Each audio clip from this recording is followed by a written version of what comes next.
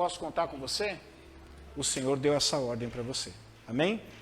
Abra no texto de Hebreus, no livro de Hebreus, capítulo 6. Nós vamos ler apenas o versículo 1.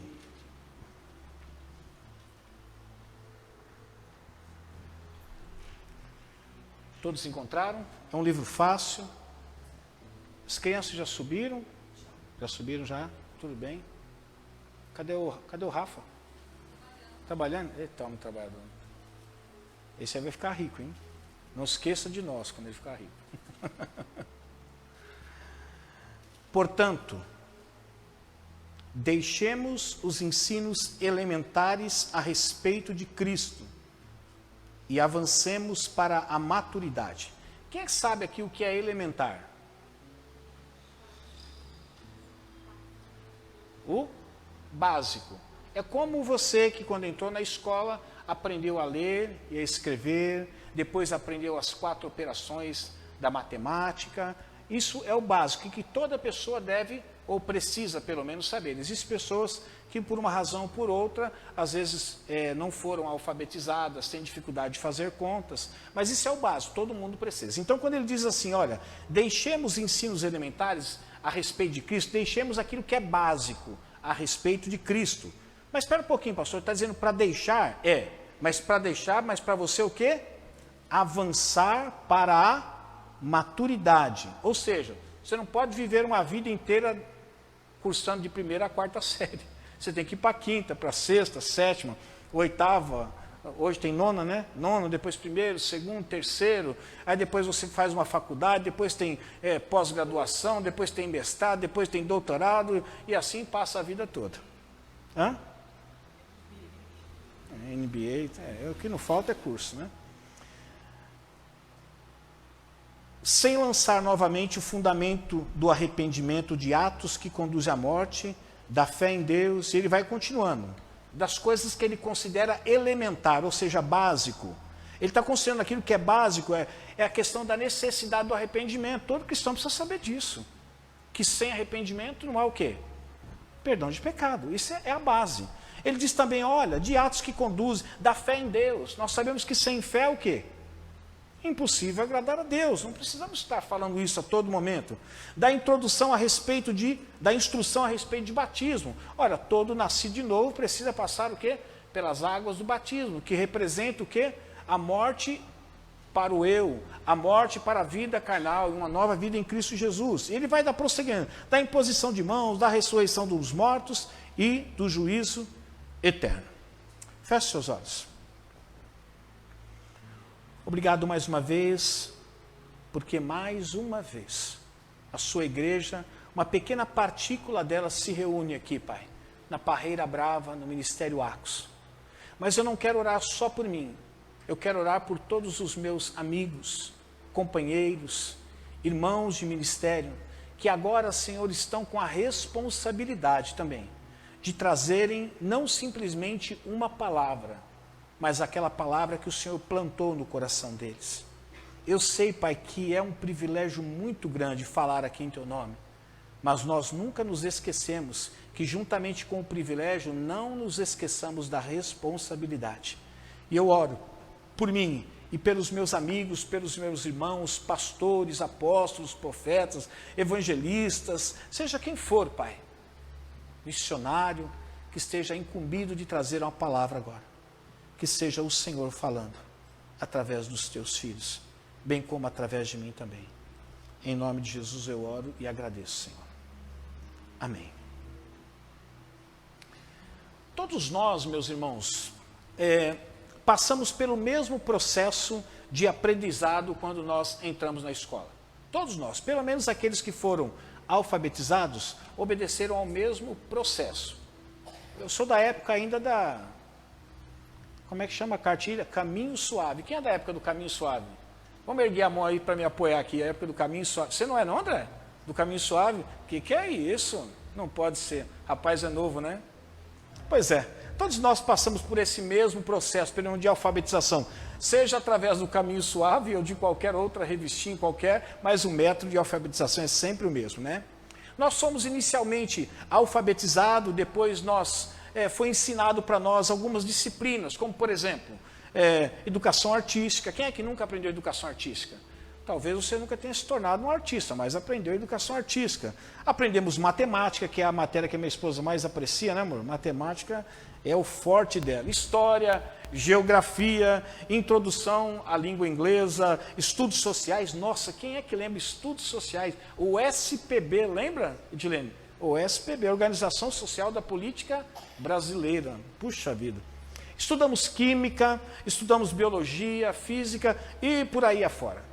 Todas essas matérias, meus irmãos, não fizeram de nós exímios, por exemplo, oradores da língua portuguesa, da língua inglesa, não fizeram de nós artista plástico, matemáticos, conhecedores profundos da história ou até mesmo da geografia. Nem tampouco tornou cada um de nós em, por exemplo, não é porque estudamos ciências nos tornamos em cientistas.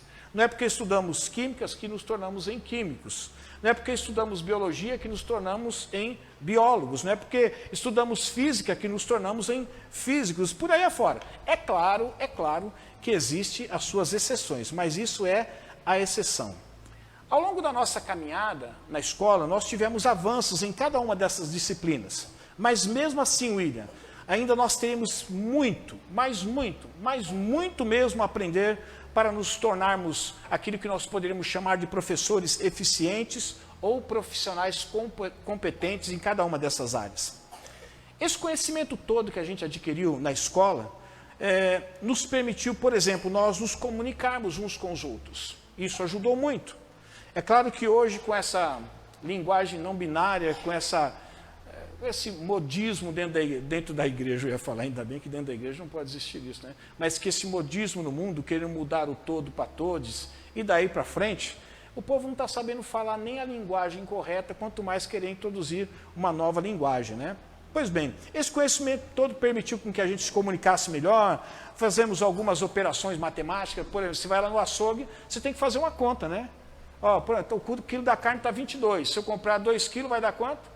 44. Mas isso nunca acontece, porque o açougueiro nunca acerta para menos, né? Ele sempre acerta o que para mais. Você pede, eu canso de falar para o amigo, 2 quilos não mais. Adivinha quanto que ele coloca? 2,50, 2,100, 2,150. Ih, rapaz, passou um pouquinho. Outro dia eu falei, não passou um pouquinho, amigão. 2,3 kg passou 300 gramas. 300 gramas dá mais do que um almoço para mim e para minha esposa. Então, por favor, 2 quilos, no máximo 2 quilos, não mais. Aí eles não gostam, quando eles moem a carne moída, passa aquilo, tem que jogar de volta, não gostam, mas é assim que acontece. Então, fazer matemática é bom, você acaba usando, né? Na hora que você vai receber seu salário, você confere lá no banco para ver se você tirou os seus 5 mil reais que você tira mensalmente, ou os 4 mil, ou os 3 mil, para ver se está certinho, né? Na hora que você vai pagar o aluguel, na hora que você vai pagar as contas, e aí daí para frente. No entanto, meus irmãos, para crescermos em algumas dessas áreas que eu acabei de citar, seria necessário haver uma dedicação muito maior e muito mais profunda para que cada um de nós viéssemos a nos tornar em pessoas habilitadas nessas áreas que eu falei para vocês. Por que eu estou dizendo tudo isso? Porque na vida cristã, algo semelhante também acontece. Um dia você chegou à igreja a convite de alguém ou não sozinho. Você começou a frequentar determinada igreja, começou a ouvir, e em meio a tudo aquilo que você ouviu as boas novas de salvação. E num determinado dia marcante para você e marcante para a igreja, você entregou sua vida a Cristo. Passou então pelo batismo. E como é muito comum em algumas igrejas, depois do batismo, a pessoa é inserida em algum discipulado para que ela possa ter um crescimento espiritual. E ali você começou a ter um crescimento espiritual, frequentando a escola bíblica, frequentando os cultos, aprendendo uma coisa aqui, aprendendo uma coisa ali, e você foi crescendo, cada dia um pouco mais. O texto que nós lemos, ele fala que existe um objetivo. Se você olhar, vamos olhar outra vez em Hebreus 6:1, se você está com a sua Bíblia aberta, se não tiver, procure sempre deixar. Ele diz assim, portanto, deixemos os ensinos elementares a respeito de Cristo e avancemos agora o quê? Para a maturidade. O autor de Hebreus, ele está dizendo o seguinte, tudo que você aprendeu, que faz parte da estrutura, do alicerce do Evangelho, é muito importante, mas é como uma casa que você quer entrar e fazer moradia, mas que tem apenas o quê? O alicerce. Nós sabemos que o alicerce tem o seu fundamento, tem a sua importância, tem o seu valor. No entanto, não dá para morar apenas no alicerce. Você precisa construir o quê? Paredes em cima desse alicerce. Depois você precisa o quê? Cobrir essa casa, e depois nós precisamos dar o acabamento dessa casa para que ela se torne pelo menos habitável, inicialmente, para que a gente possa morar com a gente e com a nossa família. O versículo está dizendo que a gente, embora o que nós aprendemos no início é muito bom e é importante, é de suma importância, no entanto a gente tem que deixar isso de lado. O alicerce está pronto? Está pronto. Agora a gente tem que começar a carregar os tijolos e começar a construir o quê? A casa. E ele chama isso de avançar para a maturidade. Se eu perguntasse para você assim, meu irmão, o que é maturidade? Ou seja, o que é maturidade espiritual? Eu vou resumir aqui em poucas palavras para você nunca mais esquecer o que é maturidade espiritual. Em poucas palavras significa o seguinte: estado daquele que atingiu o seu desenvolvimento completo. Vou repetir. Estado daquele que atingiu o seu desenvolvimento completo. Quando a gente olha para a vida da gente, e a gente faz essa pergunta para a gente mesmo, se nós atingimos a maturidade espiritual, tendo como definição maturidade espiritual, é o estado que nós atingimos de desenvolvimento completo. Qual é a resposta que nós damos a nós mesmos? Não cheguei. Eu não cheguei. Mas a proposta do Evangelho é que o nosso alvo seja o quê? A maturidade espiritual. Mesmo que você tenha consciência de que no atual estado em que você se encontra, você não é alguém maduro, ou você atingiu a maturidade na sua íntegra. Você não conseguiu atingir o desenvolvimento de tal forma que ele não fosse parcial, mas sim completo. O problema é que às vezes, e todas as vezes que nós olhamos para nós mesmos e perguntamos a nós mesmos se nós atingimos o desenvolvimento completo que representa a maturidade espiritual, e nós chegamos à triste conclusão de que nós não chegamos, nós começamos a olhar para esse desafio que é a proposta do Evangelho como algo utópico, ou seja, algo irreal, algo irrealizável. Mas espera um pouquinho, se é irrealizável, por que o Evangelho também fez essa proposta para nós? Será que ele propôs para nós algo que é impossível de ser alcançado? Eu acredito que não. Deus jamais proporia, através do Evangelho, para que nós tivéssemos um alvo chamado maturidade espiritual, mas que esse alvo seria algo que a gente nunca alcançaria. Muito pelo contrário. A maturidade espiritual é o alvo que existe e que é possível, não é fácil, mas é possível nós alcançarmos. O que nós não podemos, em meio ao processo, por sempre acharmos que é difícil atingir esse desenvolvimento completo, nós desistirmos. Isso nós não podemos fazer. O desejo de Deus é que a sua igreja, e quando eu falo igreja, não me refiro ao coletivo, mas me refiro individualmente a cada um de nós, que todos nós alcancemos a maturidade espiritual. Por quê? Falar sobre maturidade, meus irmãos, espiritual nos dias atuais não tem sido uma tarefa fácil, ela tem sido laborosa, tem sido trabalhosa. Por que isso acontece? Porque normalmente as pessoas, elas querem os benefícios do Evangelho, sem contudo assumir as responsabilidades do mesmo. Nós nos tornamos em pessoas, e eu não quero generalizar, mas ao mesmo tempo estou me incluído, nós nos tornamos em pessoas que temos interesse daquilo que o Evangelho propõe de bom para as nossas vidas. Mas às vezes, por um momento, nós nos esquecemos, para que essas coisas boas sobrevenham sobre a nossa vida, existem responsabilidades que nós não podemos ignorá-las. Porque se nós ignorarmos as responsabilidades, as promessas ou os benefícios que o Evangelho propõe e traz porque é uma promessa, se nós ignorarmos as responsabilidades, nunca vai ser concretizado em nossas vidas aquilo que nós esperamos e que o Evangelho propõe. Porém, por deixarmos as responsabilidades de lado, isso nunca tornar-se-á uma verdade. Entender que um processo chamado santificação está em desenvolvimento dentro de nós, isso é indispensável. Você nasceu de novo? Nasceu de novo. O Espírito Santo mora em você? Mora em você. Se você morrer hoje, porque você foi salvo pela graça, o seu destino é o céu? Sim, é o céu. Através do Espírito Santo posso fazer coisas grandiosas? Sim, pelo poder que habita em mim. No entanto, nós nos esquecemos que não é somente essas coisas que são verdades, mas outras precisam se tornar verdades. E uma dessas outras coisas que precisam se tornar verdade em nossa vida é que na medida em que vamos caminhando dentro do Evangelho, a nossa vida vai sendo o quê? Transformada. E ela só pode ser transformada através desse processo que eu acabei de citar para vocês. Santificação. Meus irmãos, sem o avanço ou o progresso desse processo, nós não chegaremos à tão esperada maturidade espiritual. Nunca chegaremos. E poderemos partir para o Senhor? Sim. E vamos passar a eternidade com o Senhor? Sim. Mas aquilo que era para ser desenvolvido em nós, enquanto somos forasteiros e peregrinos aqui na terra, ficou o quê? Inconcluído.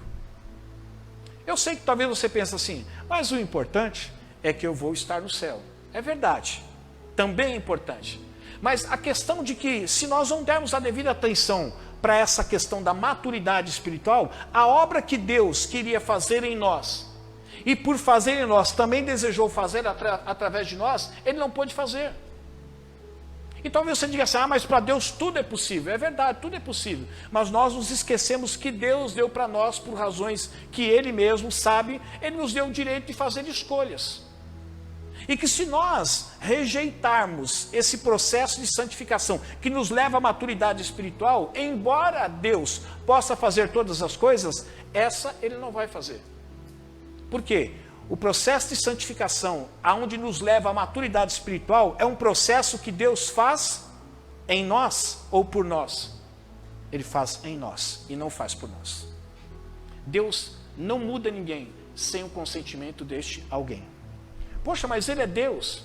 É verdade, Ele é Deus. Então Ele está limitado no que diz respeito a mudar as pessoas? Sim, por conta do direito que Ele deu às pessoas de fazer o quê? A sua escolha. Eu não acredito que possa ser verdade. Se você não acredita que isso possa ser verdade, provavelmente você é um daqueles que acredita na teoria do universalismo. Ou seja, que todos no final serão o quê? Salvos. Porque querendo ou não querendo ser transformado, querendo ou não querendo ser salvo, Deus vai fazer isso. Porque o que diz Timóteo? O desejo de Deus é que todos sejam salvos. Se é isso que Ele deseja e o homem não pode opinar naquilo que Deus deu para ele, ou seja, o direito de fazer escolhas, então no final todo mundo será salvo. E nós sabemos que isso não é uma verdade. Entender que crescer e não decrescer é o alvo desse processo. Mas como nós vamos crescer para a maturidade? Esse é o assunto que eu queria falar com você hoje.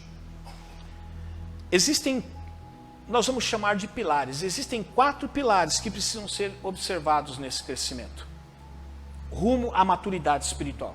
Deixe-me dar um exemplo aqui para você. A maturidade espiritual, ela envolve aqui 4 pilares. Eu vou adiantar para vocês. Relacionamento, uma boa teologia, conhecimento da palavra de Deus, uma vida de moralidade e uma vida de habilidade. Você pode encontrar alguém dentro desses 4 pilares, você vai encontrar alguém que, por exemplo, é um conhecedor profundo da palavra de Deus. Podemos até chamá-lo de teólogo, profundo conhecedor da palavra de Deus. Alguém que tem fácil relacionamento com as pessoas, mas, no entanto, ele tem comprometido em sua vida a sua moralidade. É uma pessoa que, mesmo conhecendo a palavra, e mesmo tendo bons relacionamentos fora e dentro da igreja, ele leva uma vida de pecado. E maturidade não é crescer apenas um desses pilares, mas é necessário que, de uma forma uniforme, cresça de igual forma todos os pilares. Em contrapartida, você pode encontrar alguém que tem uma habilidade extraordinária, tem um conhecimento profundo da palavra de Deus, ou melhor, tem uma habilidade profunda, tem um caráter refinado. No entanto, não conhece nada de Bíblia. E, no entanto, tem dificuldade de se relacionar com pessoas. Essa pessoa alcançará a maturidade? Não.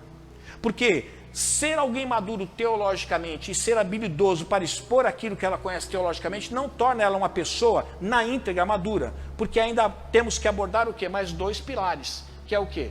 Da moralidade e também o pilar do quê? Do relacionamento. Então eu quero falar hoje para você, meus irmãos, para que a gente avance rumo à maturidade cristã, e que é isso que nós precisamos entender, que depois que nós nascemos de novo, esse processo de santificação existe em nossa vida para que isso se torne realidade. E que não seja apenas um desejo de Deus, um plano de Deus, que na sua vida, ou na minha vida, ou na vida de cada um de nós, não vai se concretizar. Porque o desejo de Deus, por exemplo, você tem um filho, o desejo não é somente que o filho nasça, mas é que o filho o quê? Cresça. Ou você quer ter um filho para que ele seja bebê o resto da vida. É gostoso no início, gostoso, mas daqui a pouco começa a encher as paciências.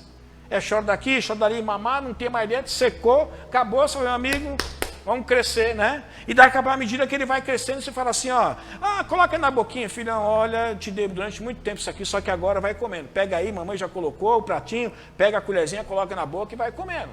E depois o fulano, quando atinge 18 anos, o negócio é o seguinte, meu amigo, vai trabalhar e vai ganhar o seu dinheirinho. Acabou a mesada. Agora, e até antes, hein? Lá em casa acabou bem antes. A Michelle começou com 15 anos, acabou bem antes a mesada dela. Então é o seguinte, cada um agora tem que se virar. Eu quero hoje então falar com vocês a respeito da necessidade de nós crescermos rumo à maturidade. Isso não é algo que nós... não é uma... Como é que eu poderia dizer para você? Não é algo que o Evangelho propõe para você escolher se você quer ou se você não quer, embora você possa fazer essa escolha. Não é algo que você fala assim, isso aqui ele colocou para ver se me agrada. Se não me agradar, eu também posso colocar de lado. Como casamento, por exemplo. Casamento, nós sabemos que não há um sacramento. Todo mundo nasceu, é obrigado a casar? Não. No entanto, se você não vai casar, você sabe que você vai ter que se abster de algumas coisas. Por exemplo, de ter relacionamento sexual, porque senão você vai estar em pecado. Mas você não é obrigado a casar. Se um dia você decidir assim, olha, eu vou viver minha vida para Deus, não quero casar, você nunca estará em pecado. Agora, o processo de santificação rumo à maturidade não é algo que você pode escolher, caso ou não caso. É algo que nós precisamos nos submeter para que o caráter de Cristo seja aperfeiçoado em nós. Então, a primeira verdade que eu quero falar para vocês é a seguinte: no reino de Deus, crescer em relacionamento é crescer em amor. Você nunca vai ser aperfeiçoado no amor a Deus, no amor às pessoas, se você não permitir que esse crescimento se dê através de relacionamento com as pessoas. Você nunca vai aprender a amar as pessoas, seja elas quais forem, se você não aprender a se relacionar com as pessoas. Porque algumas pessoas têm um nível de amor muito baixo, se é que ainda podemos chamar de que aquilo que ela tem é amor. Porque ela tem dificuldade de se relacionar. E nós desenvolvemos o amor em nós, porque como já foi dito inúmeras vezes aqui, amor não é um sentimento, amor é um mandamento. Agora, para que eu possa obedecer esse mandamento, eu preciso que me submeter aos relacionamentos. Para que através dos relacionamentos eu possa ser aperfeiçoado o quê? No amor. E é interessante que Jesus disse assim, escuta, se vocês amarem aqueles que amam vocês, vocês estarão fazendo aquilo que os pagãos também fazem. Mas eu quero lançar a vocês uma nova proposta. A proposta do Evangelho é que vocês não apenas amem, como diz a minha esposa, os amáveis, mas que vocês aprendam a amar aqueles que não são amáveis. Aqueles que talvez digam até para você, eu não aceito que você me ame porque eu te odeio. E não é fácil nós amarmos quem nos odeia. Já tem sido difícil nós amarmos quem não sente nada por nós. Esses dias eu vi uma experiência social onde o rapaz ele aparece em um determinado lugar, numa praça, numa rua, e as pessoas estão passando, ele encosta perto da pessoa, as pessoas estão sentadas, andando, ele encosta e olha para a pessoa e diz assim, eu te amo. Algumas pessoas ficam assustadas. O que você falou? O primeiro senhor que foi abordado, quando o rapaz disse que amava ele disse assim, rapaz, eu não tenho nada contra esse movimento que existe, eu não tenho nada contra você ser o que você quer ser, né? Mas é melhor que você pare com suas gracinhas, porque eu não gosto disso, tá bom? Eu respeito você, viva a sua vida. E o rapaz olhou para ele e falou assim, não, mas eu te amo. Ele falou assim, não, vamos parar com isso aí. Outras pessoas, ele chegava ao lado, sentava do lado de uma moça e dizia assim, tudo bem? A moça educadamente respondia para ele, sim, tudo bem. Você está fazendo o quê? Eu estou estudando uma matéria aqui. Eu queria te dizer algo muito importante, posso dizer? E ela disse assim, pode. O que é? Eu te amo. E a moça, algumas mulheres olhavam para ele assim, mas como assim você me ama? Você nem me conhece para me amar? Ele falou assim, pois é, mas eu não posso te amar sem te conhecer? E algumas mulheres diziam assim, não, você não pode me amar, primeiro você precisa me conhecer para ver se você vai amar. E é interessante que não é essa a proposta do Evangelho, né? Você vai desenvolver o amor através do relacionamento, mas não é algo que deva ser uma possibilidade. Porque o amor, nós devemos amar o quê? A todos. E é interessante que uma das pessoas que foi submetida a esse experimento social, ela estava passando, o rapaz chegou perto dela e falou assim, escuta, posso falar uma coisa para você? Ela falou assim, posso. Eu te amo. Ela falou assim, que coisa mais linda, vem aqui, levanta, Michel. Veio assim, pegou ele assim, me dá um abraço aqui, que coisa gostosa. O rapaz que estava fazendo experimento social ficou desconcertado, porque ele não esperava, porque a maioria das pessoas ficavam o quê? Retraídas, com ressalva. Vão me assaltar, o que esse cara está querendo fazer? Ele falou assim, escuta, mas eu não preciso conhecer você para te amar? Ela falou assim, não. Foi tão bom ouvir isso de você. E ela começou a chorar. Ela começou a chorar copiosamente. Ele foi lá, deu um abraço e acabou o experimento social, porque ele não sabia mais o que fazer. E sabe o que ele disse para ela? Aliás, o que ela disse para ele? Ele falou, mas por que você está chorando? Simplesmente por causa de uma coisa. Eu precisava tanto ouvir isso. As pessoas estão carentes de amor. As pessoas estão vivendo num mundo onde todo mundo vive apressado, onde todo mundo vive correndo, onde todo mundo não tem mais tempo para conversar, quanto mais para se relacionar, ainda mais desenvolver um sentimento, ou melhor dizendo, desenvolver aquilo que Deus pediu para que nós desenvolvêssemos entre as pessoas, que era o amor. No reino de Deus, crescer em relacionamento é crescer em amor. João 13,35 reforça essa ideia. Com isso, todos saberão que vocês são os meus discípulos. Qual vai ser a marca estampada na vida de cada discípulo de Jesus, onde as pessoas vão olhar para eles e vão dizer assim, é indiscutível que essa pessoa é um seguidor de Cristo. E ele responde para nós mesmos, se vocês se amarem uns aos outros. Ele não disse que deveria haver uma manifestação de poder, embora possa haver. Ele não disse que nós deveríamos fazer alguma coisa extraordinária ou um milagre, mas ele disse assim, olha, todos vão saber que vocês são meus seguidores, meus discípulos, que seguem em amor a minha palavra, quando perceber entre vocês um relacionamento onde um ama o outro. Mas quando é que a gente consegue desenvolver esse amor em nós e nas pessoas? Quando a gente o quê? Crescer em relacionamento. Porque crescer em relacionamento é crescer em amor. 1 João 4,20 diz assim, se alguém afirmar, eu amo a Deus, mas eu odeio aquele irmão, eu não suporto, ele é muito chato, é ignorante, ele só atrapalha, ele é um filho de Belial, ele é uma pedra no meu sapato, se ele fosse embora, seria um favor que ele faria. A Bíblia diz assim, é mentiroso. Pois quem não ama seu irmão, a quem vê, não pode amar a Deus a quem não vê. Ele está dizendo assim, olha, você está mentindo para quem? Para você mesmo. Quando você diz que ama a Deus, mas você não gosta de algumas pessoas, ou odeia as outras pessoas, você está mentindo para você mesmo, porque ele está dizendo que é impossível você conseguir amar alguém que você não vê, e esse alguém chama-se Deus, e dizer que ao mesmo tempo você odeia aquele que você vê. É impossível, por quê? Porque é necessário que você estabeleça o quê? Um relacionamento. Se você não está conseguindo estabelecer um relacionamento com quem você vê, qual relacionamento você estabelecerá com aquele que você não vê? E se o amor cresce através dos relacionamentos, você precisa aprender a se relacionar com quem? Com quem você vê. Portanto, meus irmãos, segundo a João 1,6 diz assim, este é o amor, que andemos em obediência aos seus mandamentos. Aí talvez você pergunte, por que a evidência de que eu amo é eu andar em obediência aos mandamentos dele? Ora, porque o primeiro mandamento que ele deixa claro qual que é? Ame a Deus acima de todas as coisas, mas ame o próximo como a você mesmo.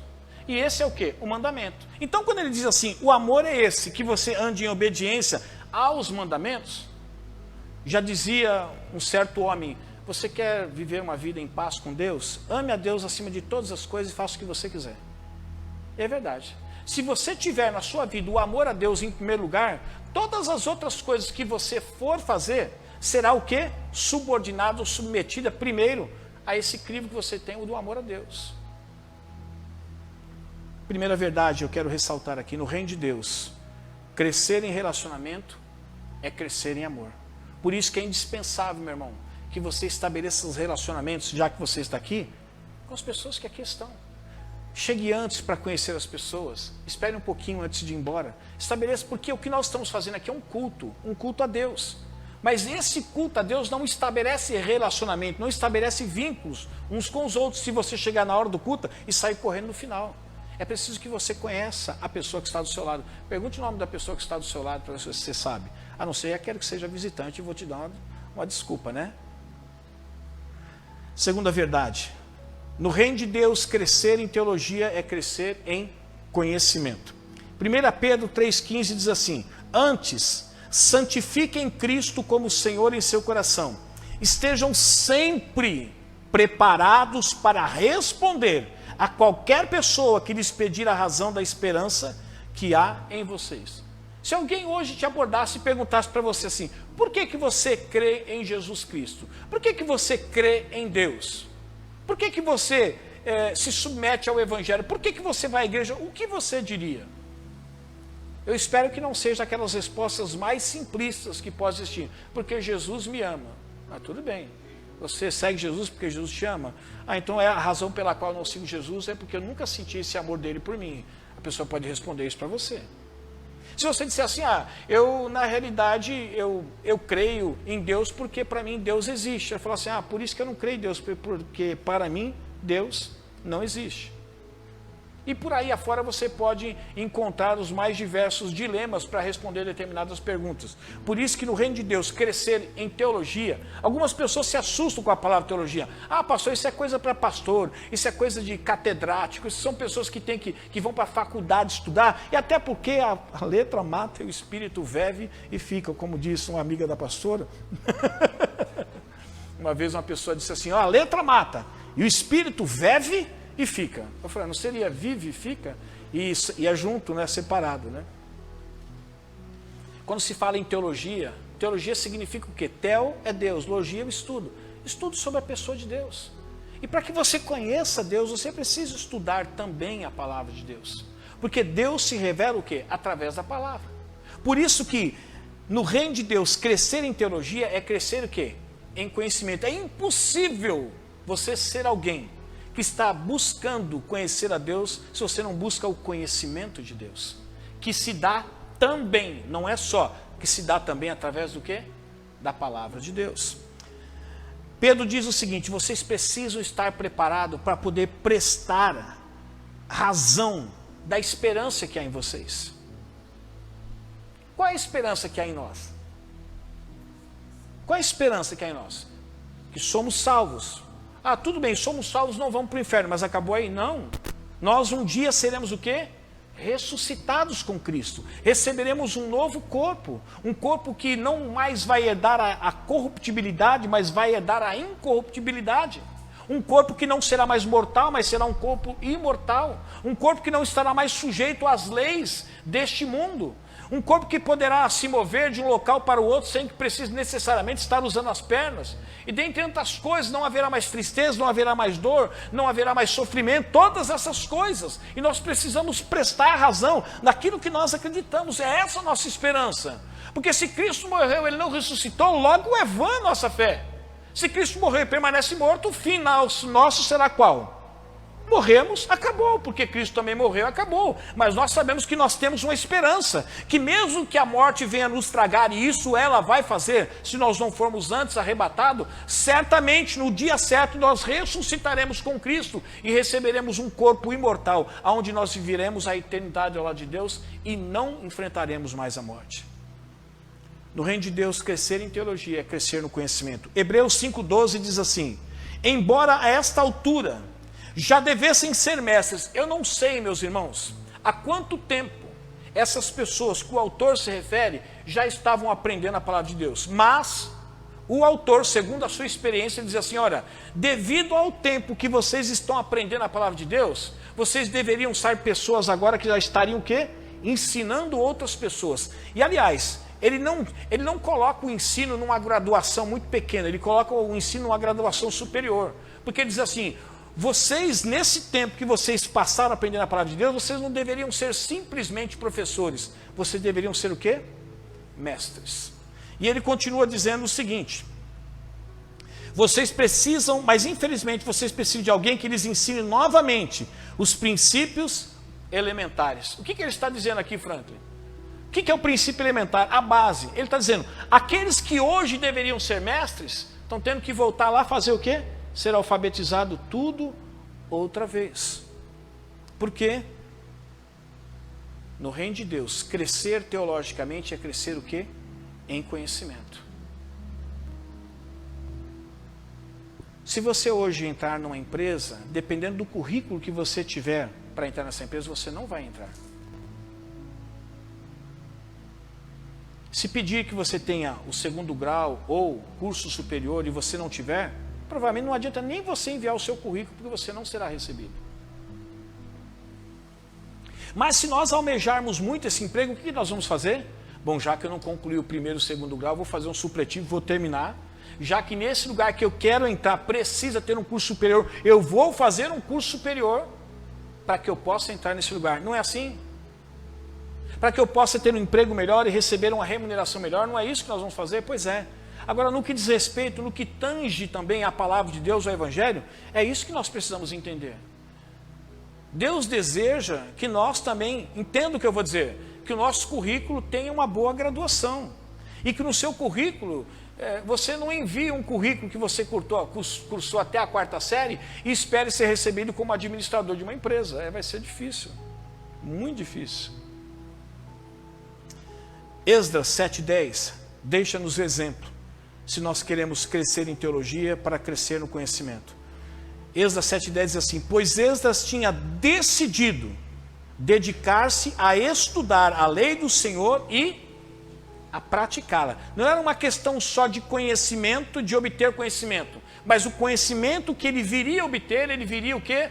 A praticar. E não termina só aí, ele diz: e a ensinar os seus decretos e mandamentos aos israelitas. Eu vejo 3 coisas. Primeiro, Esdras teve que decidir estudar a palavra de Deus, obter o conhecimento. Primeiro, você precisa decidir estudar a palavra de Deus, obter o conhecimento de Deus através da leitura da palavra de Deus. É uma decisão sua, não é uma decisão de Deus para a sua vida. Segundo lugar, você vai ter que estudar e vai ter que estudar muito. Eu me lembro de uma vez a pastora disse que uma pessoa chegou junto ao pastor Luciano Subirá e falou assim: pastor, eu te admiro. Da onde o senhor conseguiu tanto conhecimento? Eu fico olhando para o senhor e vendo o senhor pregar, eu fico admirado. Não dá para o senhor transferir essa unção para mim, colocar a mão na minha cabeça e transferir essa unção para mim? Ele falou assim: mesmo que eu pudesse, eu não faria. Sabe por que eu não faria? Porque todo esse tempo eu passei me dedicando, estudando a palavra de Deus e ainda o faço hoje. Por que eu pegaria isso e colocaria sobre a sua cabeça sem que tivesse nenhum custo para você? Não. Primeiro, que isso não existe. Segundo lugar, mesmo que existisse, eu não faria, ele disse. Terceiro lugar, é preciso que você pratique a palavra de Deus. Não adianta nós sermos apenas conhecedores da palavra de Deus e não sermos o quê? Praticantes. Tudo aquilo que você ouvir hoje aqui, se você não colocar em prática na sua vida, de nada valerá. Você apenas obterá e terá o conhecimento. E que poderá até ensinar outras pessoas, mas de valia nenhuma terá para você se você não colocar em exercício na sua vida. Portanto, no reino de Deus, crescer em teologia é crescer em conhecimento. Nós sempre insistimos muito aqui, a respeito de participar da escola bíblica. Sempre insistimos. Cristãos que não participam de escola bíblica são cristãos semi-analfabetos. Eu não estou dizendo que você não é analfabeto, mas espiritualmente sempre serão semi-analfabetos. Por quê? Eles saberão ler a Bíblia, como qualquer pessoa alfabetizada sabe ler, mas é muito mais do que ler a palavra de Deus. Você precisa dedicar, você precisa muitas vezes buscar no joelho aquilo que Deus quer falar com você através da sua palavra. Terceira verdade, crescer no reino de Deus, ou melhor, no reino de Deus crescer em moralidade é crescer em obediência. Ninguém vai progredir na sua vida moral se não progredir na sua vida em obediência. O que é a vida moral? A vida moral nada mais é do que o homem, ele não foi criado, o primeiro homem não foi criado o quê? A imagem e semelhança de Deus.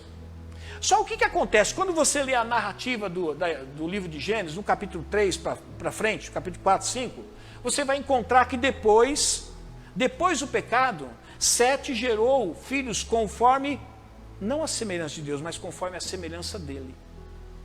Então agora os homens caídos não são mais o que? Imagem e semelhança de Deus. Só são imagem. A semelhança é o exercício da imagem. O que vem a ser isso? Uma coisa é você ter um raciocínio, e você ter um bom raciocínio. Outra coisa é você usar esse raciocínio semelhante à forma que Deus usa o dele. O homem construiu o avião é uma bênção? É uma bênção. Ele usou a inteligência que Deus deu para ele, ou seja, uma das partes da imagem de Deus no homem, colocou. Todavia, o mesmo avião que o homem construiu, que serve para do outro lado do país pegar um órgão como o coração ou como o rim e trazer para 1.000 quilômetros, 2.000 quilômetros para ser implantado uma outra pessoa e salvar a vida, foi o mesmo homem não, ele usa o mesmo avião para pegar uma bomba, jogar lá em Hiroshima e matar dezenas de milhares de pessoas. Aí eu pergunto para você, esse homem tem a imagem de Deus? Ele tem a imagem de Deus, mas ele não usa o quê? A imagem da mesma forma que Deus gostaria que ele usasse. Ou seja, a semelhança. No reino de Deus, crescer em moralidade é crescer em obediência. Por isso que todo desobediente vai se tornando potencialmente um imoral. Vou repetir. Todo desobediente vai se tornando potencialmente um imoral. Porque à medida que ele desobedece, ele vai deformando aquilo que porventura pode existir dele do caráter de Cristo. E o que acontece? Tudo aquilo que não é alimentado pela obediência é deformado pela desobediência. No reino de Deus, crescer em moralidade é crescer em obediência. Mateus 5,19 diz assim: todo aquele que desobedecer a um desses mandamentos, ainda que dos menores, e ensinar os outros a fazer o mesmo, será chamado menor no reino dos céus. Mas olha que interessante o que ele diz agora. Mas todo aquele que praticar e ensinar esses mandamentos, será chamado o quê? Grande no reino dos céus. Ele está dizendo, se aquilo que você aprendeu, você obedecer, a sua vida moral estará sempre em ascendência. Mas se tudo aquilo que você aprendeu, você não colocar em prática, a sua vida moral sempre estará em descendência. Vai estar sempre decrescendo. Por isso, no reino de Deus, crescer em moralidade é crescer em obediência. Nós vamos nos tornando moralmente cada vez mais parecido com Cristo à medida que nos submetemos a levarmos uma vida de obediência. Sem obediência não há progresso, não há avanço na vida moral de nenhum homem, mesmo daquele que nasceu de novo. Marcos 7,9 diz assim: e disse-lhes, vocês estão sempre encontrando uma boa maneira de pôr de lado os mandamentos de Deus, a fim de obedecerem às suas tradições. Jesus estava dizendo o seguinte: olha, vocês preferem, se vocês tiverem que fazer uma escolha entre aquilo que vocês sempre fizeram e aquilo que Deus propôs para vocês fazerem, vocês procuram sempre fazer aquilo que vocês sempre fizeram. E isso tem um nome: tradição. Vocês seguem as tradições e anulam o quê? Os mandamentos. Ou seja, quando você segue a tradição e a tradição está em desarmonia com o mandamento, você está vivendo uma vida de desobediência. Em decorrência da sua desobediência, o seu caráter moral acaba se comprometendo. Mas se você colocar as tradições de lado, sabe aquela história, falar assim, eu nasci na religião A, meu avô foi da religião A, meu tataravô da religião A, meu pai é da religião A, e eu vou ser da religião A. É uma tradição. Olha, se a religião A for a religião verdadeira, glória a Deus, continue nessa tradição. Mas se infelizmente não for a religião, ou não for o verdadeiro cristianismo, infelizmente você vai seguir a sua tradição até o último dia da sua vida, mas viverá uma vida em desobediência a Deus. Deuteronômio 4:2 diz assim: nada acrescentem às palavras que eu lhes ordeno, e delas nada tirem. Nós estamos vivendo um momento hoje que, infelizmente, nós temos visto as coisas as imoralidades que têm aí propagado e têm se desdobrado no mundo secular. E isso é muito natural que aconteça, porque eles estão mortos em pecado. Então Satanás, o Deus desse século, tem cegado o entendimento deles, para que eles não conheçam a Deus e vivam a vida de pecado. Mas quando aquilo que está acontecendo no mundo começa a acontecer dentro da igreja, isso é um momento que nós teremos que parar e refletir. Quando é que quando me converti, eu nunca imaginei na minha vida que um dia existiria uma igreja evangélica cristã para homossexuais. Não que a igreja evangélica cristã não receba homossexuais, ela deve receber qualquer tipo de pessoa. Porque todos são pecadores, inclusive somos nós. Mas em você receber e você aceitar, são coisas bem diferentes. Eu nunca imaginei que existiria, mas hoje existe. Infelizmente, eu vou falar isso porque isso é público, né? Vocês devem ter visto que a Tami Miranda, filha da Gretchen, né? Ela acabou sendo batizada junto com aquilo que ela chama de esposa, né? Aquela pessoa que ela chama de esposa. E eu fiquei prestando atenção no momento do batismo. É interessantíssimo. A primeira coisa que a pastora disse para ela assim: você, Tami, rejeita todas as obras do diabo e toda a sugestão do diabo na sua vida? Sim. Foi engraçado, não entendi. Mas essa foi a pergunta da pastora que estava batizando a Tami. Você rejeita as obras do diabo? Sim. Você aceita a palavra de Deus como autoridade final sobre a sua vida? Eu falei, agora que ela vai falar que não, porque não está certo. Aceito. Mas espera aí, como que ela aceita? Ela aceita, ela rejeita as obras do diabo, mas continua vivendo as obras do diabo. Ela aceita a palavra de Deus que diz que aquilo que ela está vivendo está em desconformidade com a lei moral de Deus, mas ela diz que aceita. E eu não entendi. Por quê? Ela está vivendo, vai continuar, ela supostamente recebeu Cristo, supostamente rejeitou as obras do diabo, supostamente aceitou a palavra de Deus como autoridade final sobre a sua vida, mas continuará vivendo uma vida de desobediência, de pecado. E isso não vai aperfeiçoar em nada a sua vida moral. Muito pelo contrário, vai continuar vivendo a vida que ela vive. Mas não se escandalizem, porque às vezes a gente pensa em Tami Miranda, né? Mas a gente tem que pensar na gente também. É que Tami Miranda ela é uma homossexual, né? E a gente pensa que no inferno vai ter espaço só para os homossexuais. Não, vai ter para os mentirosos, se você mente e continua mentindo. Vai ter para o fornicador, aquele que fica fazendo sexo antes do casamento, também tem. Aliás, vai ter espaço para muita gente lá. Eu espero que não seja para você. Porque quando a gente analisa a vida dos outros, é mais fácil do que a gente fazer uma análise da nossa própria vida. No reino de Deus, crescer em moralidade é crescer em obediência. Quanto mais você obedece, mais moralmente você está crescendo. E Deuteronômio diz, nada acrescentem à palavra de Deus. Nada tirem e nada acrescentem. O que está escrito na palavra de Deus? É isso que está escrito? Então é isso aí. O problema é que hoje a igreja tomou caminhos diferentes e está tentando adequar a palavra para esse caminho diferente que ela tomou. Por quê? Porque se a igreja olhar agora para aquilo que está escrito e aquilo que ela está permitindo acontecer dentro da igreja, ela perceberá que se ela for entender como está escrito, ela perceberá que ela está em desconformidade. Então o que ela faz? Não, deixa eu dar uma nova interpretação, para que essa nova interpretação permita que a gente continue vivendo da mesma forma que nós estamos vivendo. Como, por exemplo, pastores que estão se divorciando. Ah, não, vamos interpretar. Quando Deus disse que ele odeia o divórcio, mas é uma outra coisa que ele está querendo dizer. Não, vamos entender que quando a Bíblia diz assim, olha, é importante que o bispo seja marido de uma mulher só, eu já casei 3 vezes, mas agora atualmente sou marido de uma mulher só. Essa é a nova interpretação que está sendo dada. É muito triste, mas é a verdade. Eu quero perguntar para você, e você? Está crescendo moralmente? É fácil saber. É só ver se você está vivendo uma vida de obediência e submissão à palavra de Deus. É simples nós respondermos. E por último, meus irmãos, no reino de Deus, crescer em habilidade é crescer em sabedoria. Tiago 3,13 diz assim, olha, quem é sábio e tem entendimento entre vocês? Ele está fazendo uma pergunta aí, tem um ponto de interrogação.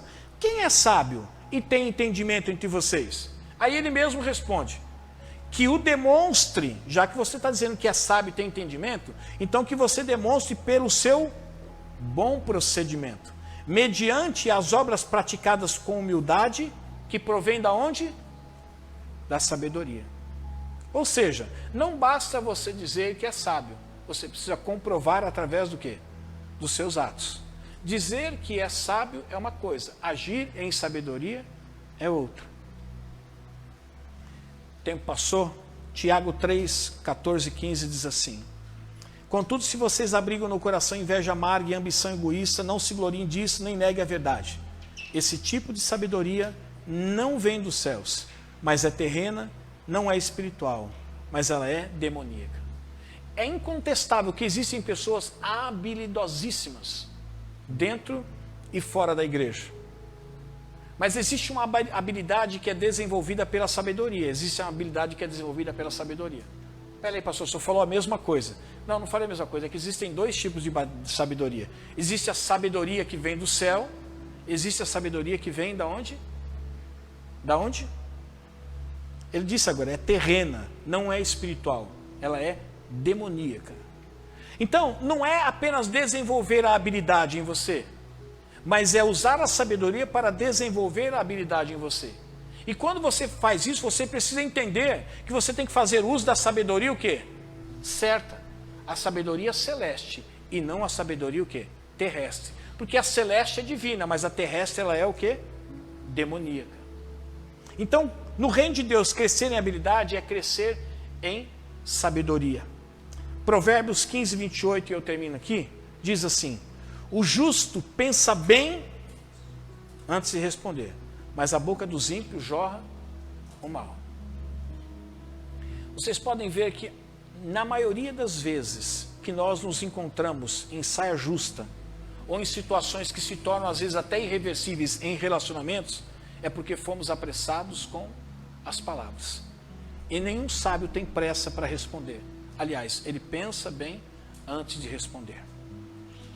Eu termino essa mensagem, meus irmãos, e eu fiz aqui um acróstico para vocês. Você deseja crescer no reino de Deus? Eu sei que a sua resposta vai ser a mesma da pessoa que está do seu lado. Sim. Você deseja crescer no reino de Deus? Então crie e cultive bons relacionamentos para crescer no amor ao próximo.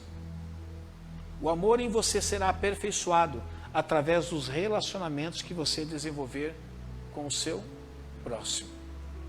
Você deseja crescer no reino de Deus mesmo? Fundamente-se numa boa teologia para crescer no conhecimento de Deus. Teologia existe as mais diversas, meus irmãos. Se você for na igreja A, B, C, D, você vai encontrar teologias ali dentro. Mas as teologias bíblicas são aquelas que têm valia para Deus. Toda igreja tem a sua teologia. Agora, convém nós sabermos se essa teologia, ela se harmoniza com os ensinos da palavra de Deus. Vou falar isso também porque isso se tornou público recentemente. Como é que chama? Não. O da prosperidade. Me ajuda a lembrar. É o Benny Hinn. Benny Hinn é um pregador conhecido por muitos, mas que depois de muitos anos de ministério veio a público dizer assim, me perdoem. Tudo aquilo que eu ensinei para vocês no que diz respeito à prosperidade era mentira. Agora eu digo para você, quantas pessoas caminharam nessa mesma linha? Durante anos. E ele veio pedir perdão chorando. Mas é claro que Deus o perdoou, mas o reflexo ficou na vida de muitas pessoas. E talvez vai permanecer, mesmo talvez ele dizendo, como ele disse que estava arrependido, algumas pessoas dizem assim, não, mas ele pode ter deixado de acreditar, mas eu continuo acreditando. Então, se você deseja crescer no reino de Deus, fundamente-se numa boa teologia para crescer no conhecimento de Deus. Não vai dar certo, né? Se diminuir a fonte, não dá? Diminui a fonte aí a gente coloca para dar certo. Você deseja crescer no reino de Deus? Invista, meu irmão e minha irmã, numa excelente moralidade para crescer na obediência ao Senhor. Você sabe que obediência é um investimento que você tem que fazer em você mesmo. Ou seja, disciplina e condicionamento. E orando e pedindo força para o Espírito de Deus. Se sujeitar. Ninguém consegue obedecer se não se disciplinar a obediência. Você pode às vezes morrer dizendo assim, ó, eu nunca consegui obedecer nessa área, porque você nunca se disciplinou nessa área. Pastor, mas é na nossa força? Não, na força que o Espírito de Deus dá a nós. Mas é essa força que nós precisamos fazer uso dela. Você deseja crescer no reino de Deus? Desenvolva habilidades dadas a você para crescer na sabedoria do alto. Certamente Deus deu à sua igreja, Deus deu dons aos homens, a todos aqueles que nasceram de novo. E os dons são sementes que precisam ser cultivados e precisam ser desenvolvidas para que você cresça na sabedoria. Vocês acham que, por exemplo, o Pedro, quando ele nasceu, já nasceu tocando como ele toca hoje? Não. Deus pode ter dado o dom para ele, como deu o dom para ele, mas ele teve que buscar. E assim é qualquer outro dom existente dentro de nós, colocado por Deus através do Espírito Santo. É preciso que haja um desenvolvimento dessas habilidades que Deus já plantou dentro de nós. Então, meus irmãos, eu finalizo dizendo para você mais uma vez, se você quer crescer no reino de Deus, você precisa cultivar bons relacionamentos, para que você aprenda a amar as pessoas incondicionalmente. A gente desenvolve o amor desenvolvendo os relacionamentos. Sai desse círculo que você tem. O mundo é maior do que isso. Estava dizendo para minha esposa, conheci um grupo de pessoas que o mundo dela era muito restrito. Era restrito a 2, 3, 4 pessoas. Muito pequeno. E até hoje, essas pessoas têm dificuldade de se relacionar com outras pessoas. Porque o mundo se resumiu em 3, 4, 5, 6 pessoas. Saia, nós somos uma igreja. A igreja tem muitos membros. Inclusive eu quero propor um desafio para você, para mim mesmo. Procure amar aqueles que não são fáceis de amar. Porque querer amar o irmão Maurinho Mandelaide é a coisa mais fácil. Isso é mel na chupeta, como diz um amigo meu, né? Mas vai tentar amar o pastor Mauro, não aqui no púlpito, não aqui na igreja. Vai lá em casa, a hora que ele perde a cabeça, a hora que ele... Eu não chuto o cachorro, não. Na hora que você vê uma manifestação carnal dele, você fala assim, nossa, ele é assim. Eu falo, puxa vida, eu não pensei. Você pensava que eu era o quê? Um anjo? Não, não sou não. Não sou um anjo. Nem no sentido literal da palavra, aliás, muito menos no sentido literal da palavra, não sou um anjo. E nem no sentido metafórico também não sou um anjo. Eu sou um ser humano como você. Apenas com responsabilidades diferenciadas da sua. Mas sou um ser humano como você. Deu aí, Igor? Mais ou menos? Coloca aí. Só para a gente ver. É que na realidade a gente montou um acróstico só para poder montar aí, tá vendo? ACOS, tá? Cultive bons relacionamentos para crescer no amor ao próximo. Fundamente-se numa boa teologia para crescer no conhecimento de Deus. Invista numa excelente moralidade para crescer na obediência ao Senhor. Desenvolva habilidades dadas a você para crescer na sabedoria do alto. É isso que nós pregamos aqui. E é isso que eu quero que você pregue. Porque essa é a proposta do Evangelho para todo aquele que é nascido de novo. Vamos ficar em pé? Amém?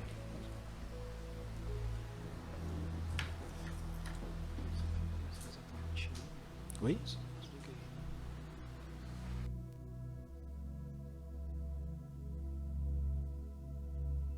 A canção aqui, meus irmãos, só para a gente terminar.